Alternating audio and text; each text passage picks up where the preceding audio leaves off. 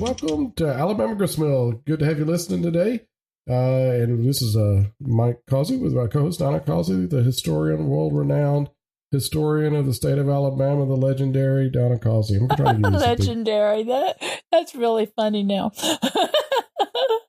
But I do love... You've done a lot of history research. I do enjoy history, and I enjoy telling the little tidbits of information I find that a lot of people don't know about. So that's what's the enjoyable about it. We try. That's all. We try our best here and get that information out there. Yeah, it's kind of like, you're working a puzzle or something. You just keep working it, and then you suddenly get this little piece that just puts it all together for you. It answers a lot of questions. That's what I love to find, the stories like that. Well, today's story is kind of ties in with my pollen nightmares that I have sometimes. But the theme that I've been going over the past 3 or 4 or 5 podcasts. You're going to get better. So I know everybody's going to get tired of that and tired of hearing that. So that will stop. This will be it. I will not mention pollen anymore. But we're talking about the town of West Blocton, and why is it West Blocton? What's it west of? What's the story there? And the history of that area. And we wanted to bring that up now is because this coming up here in mid-May is the festival in West Blocton. It's one of the more favorite festivals in the town because or in the state of Alabama, because it's covers the cahaba lily, which is a flower, and that goes back to the pollen story. It goes back to the pollen. Well, lilies aren't too bad on pollen. Not too bad, no. But I mean, you got to have pollen to make things grow, right? But the festival's coming up. But the reason they have the festival in West Blocton is because it's the largest occurrence of the cahaba lilies in the state. And those they come out around this time in the mid-May area, and the festival is there. During the day at this festival they have different events. I believe this year it's going to be on May 18th, 2019. And nice, wonderful way to spend a Saturday. Yes, I mean they have different programs throughout the day. They crown the Miss Cahaba Lily. You've got to do that if you have a festival. You've got to have the crowning of the Miss, whatever the festival is. And then they have different speakers that give updates on different conservancy and different nature things that are going on with that throughout the day. And you can find all this. And they also do field trips on the river. So you can go through actually in the river. You can take the canoe and ride through the river and see all the cahaba lilies, or you can actually walk. And if you don't want to get in the wet and all that, you can take the scenic overlook and do walkthroughs and see about the different the stories and the history and about the cahaba lily.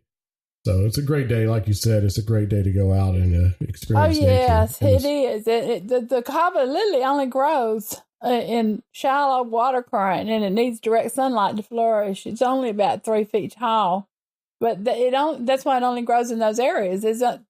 There's very few states that have the cahaba lily. In Georgia, South Carolina, and some parts of North Carolina have it. But it's a spider lily. It's white. It's beautiful. Yeah, so they usually open up late in the day, and then they begin to wither the next day. So it's kind of a special time to see the beautiful flower. Right. One day is kind of sad. It only lasts one day. So you have to get out there and see it while they're blooming. So definitely go up to that festival if you get a chance on May 18th, 2019. There's no charge to it, I don't think, but they do take donations to help with the conservancy of the area and all that. So you can find that information out at the cahabalily.com. That tells you how big it is. They got their own website for the flower and the festival. So that's right. cahabalily.com. And so May 18th, 2019 is when that is. So definitely check that out and go see that. Well, and we also, like I said, I always mention, we'll take a quick moment to talk about how we keep things going here. If you want to help support what we're doing here, you can always become a patron of the Alabama Gristmill, alabamapioneers.com. And you can do that at the website, alabamapioneers.com, and click on the Become a Patron button for the price of less than the price of a cup of coffee, and definitely less than Starbucks coffee. You can also, if you don't want to become a patron, you can also just donate to PayPal, Alabama Pioneers to Alabama Pioneers through PayPal. And that's on the website as well. Right. So there's a little PayPal button there. You can go there. So anything is appreciated. So, but and I always really do appreciate all our patrons out there. And we're coming up, if we haven't already surpassed it by the time you hear this podcast, we're coming up on a goal of a lot of patrons, or of some patrons. 350, 350 patrons on our site. So we really appreciate that, and we'd like to keep growing this and keeping the history going in the state of Alabama. Now that we've got the business stuff out of the way, tell me, we'll go back to the story here, tied in with the West Blocton, or it is about the West Blocton area, and right, and a lot of information I didn't know. I mean, I always heard the name West Blocton, but yeah, you hear that, but you think, well, what came? Why is it called West Blocton? And the reason. Give me a little bit of story about that. Tell me why it's called West Blocton. Basically, the history of West Blocton, and with that, you're going to tell me why it's called West Blocton. Right. Well, as you can imagine, it was named after Blocton. Blocton and West Blocton were actually twin towns for a while. Blocton was a town in the northeast corner of Bibb County, about 20 miles northeast of Centerville. And it was the first town. It was the town first known as Gresham. And its population in 1888 was around 1,000 people, believe it or not. By 1913, it was 2,500. So it was a pretty large town. The town of Blocton was founded by Truman Aldrich, and people in the area know the Aldrich name because he was involved in coal mining. And it was founded by him in 1883, kind of along the same time when Birmingham was becoming popular with all the coal and steel industry. Blocton is a sister town of West Blocton, although there's no defining boundary between the two, where the two once existed. The settlement of Blocton got its name from a huge block of coal weighing at least 1 ton that was taken from a slope in the mines. Can you imagine a 1 ton block of coal? Must have been pretty large. Truman Hemingway Aldrich, which was a very interesting name, was a civil engineer who was born in Massachusetts. He was a mining executive who came to Alabama like many others who followed the coal industry in Alabama. He resigned as superintendent of the Pratt Coal Company to build his own new coal world in the Cahaba coal field.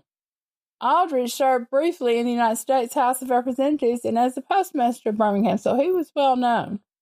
In 1875, he purchased thousands of acres of coal lands in the Cahaba coal field. The land contained coal that was excellent for coking, steam, and domestic use, and he named the surrounding settlement Aldrich and leased the operation to his younger brother, William, who had also come to Alabama, while he prospected for new seams. He incorporated the Jefferson Coal Company in the town of Morris, in which he supplied fuel for the first successful coal-fired furnace in the Birmingham district, and he helped to establish the area as the center of iron and steel production. He operated successfully for many years the Montevallo, Pratt, and several other coal mines. He located the apex of the coal field and the future site of Blocton, 8 miles south of the Alabama Great Southern Railroad's line at Woodstock.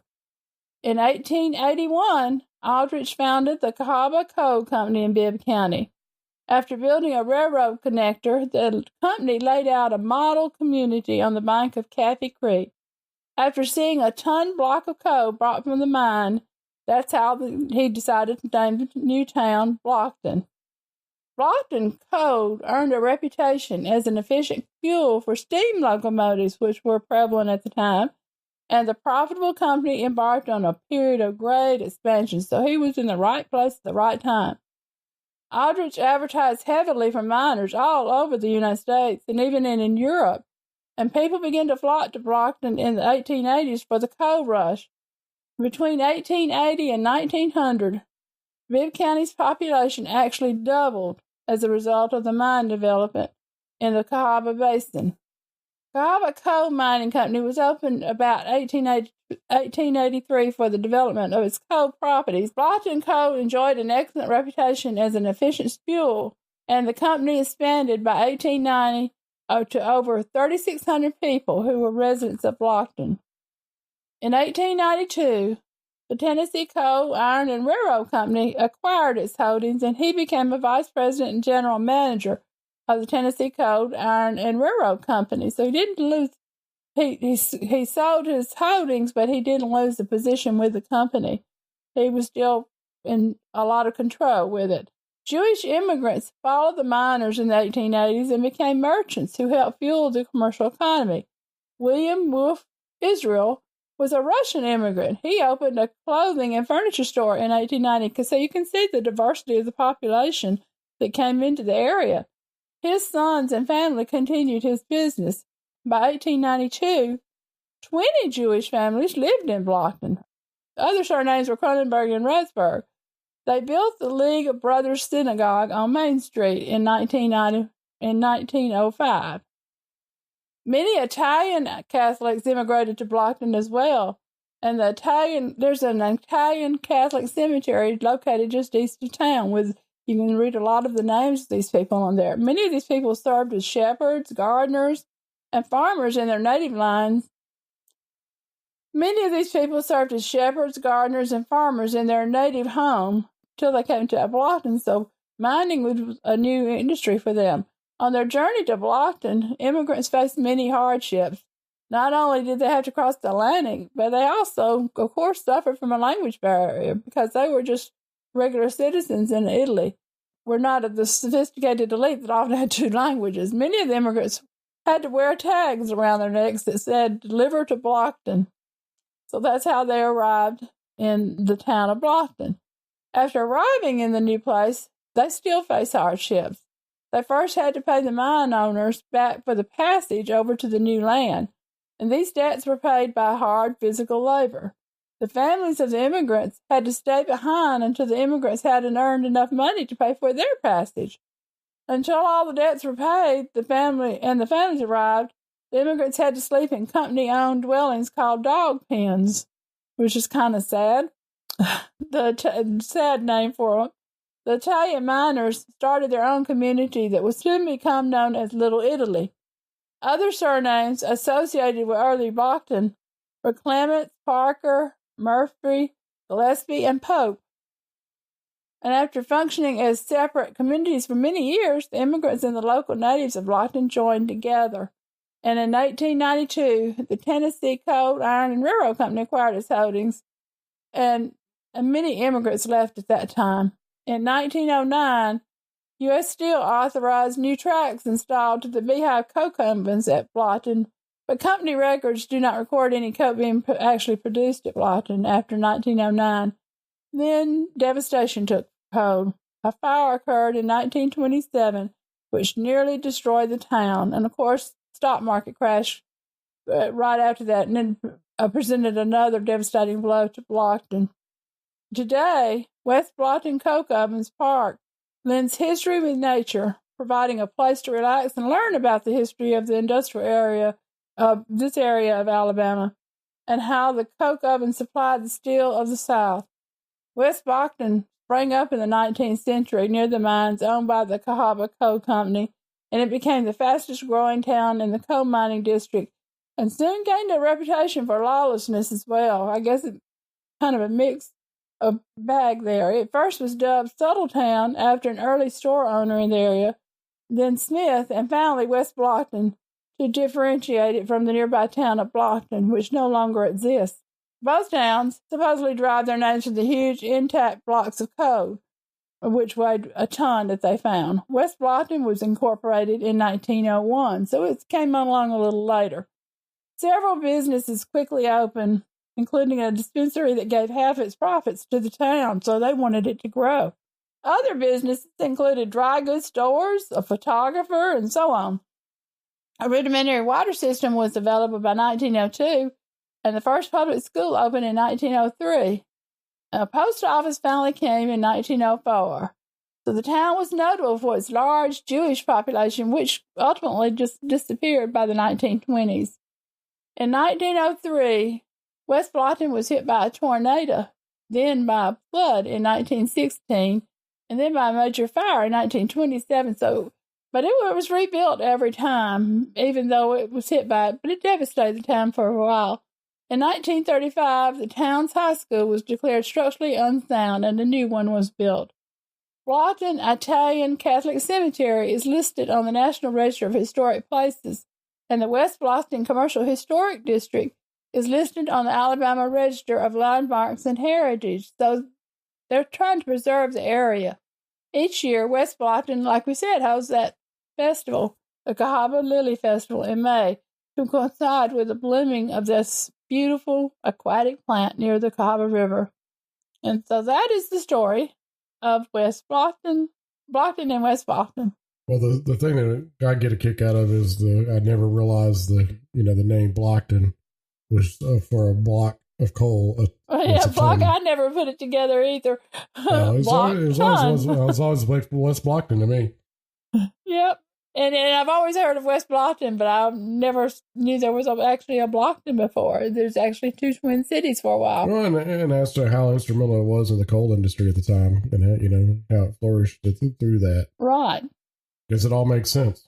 And now it all makes sense when you go back and look in the history and see how things have gone. And like I said, Aldridge is a big name in the coal industry, but back then, and you'll hear it in a lot of different. There's like the town of Aldridge that we have now. So he founded that, but he turned it over to his brother. The Aldridge family was very involved in this area. Yeah, it's a pretty storied history there. But like we mentioned, we got the Cahaba Lily Festival coming up here on May 18th. So if you get a chance, definitely head out there and see that special event and learn about it and see and help support what they're doing. All the conservancy they're doing out there at that location where that occurrence occurs. And that's again May 18th, this coming up this month. May 18th. But it's May 18th, and you can find the information about the site, about the festival at cahabalily.com. And you can go there and check that out. Well, that'll wrap this episode up. We'll go ahead and finish it up here. And so thank you for listening. And, if you enjoy the podcast, please subscribe to it. Through your various podcast apps and things like that. It really helps us out. And pop a review if you get a chance on those apps or the iTunes, and we really appreciate that. We'll let Red Polly play us out with a little Alabama Jubilee, and we'll see you next time. See you next time. Joe dancing round on his toes, throws away his crutch and hollers, hey, let her go, oh honey, hey.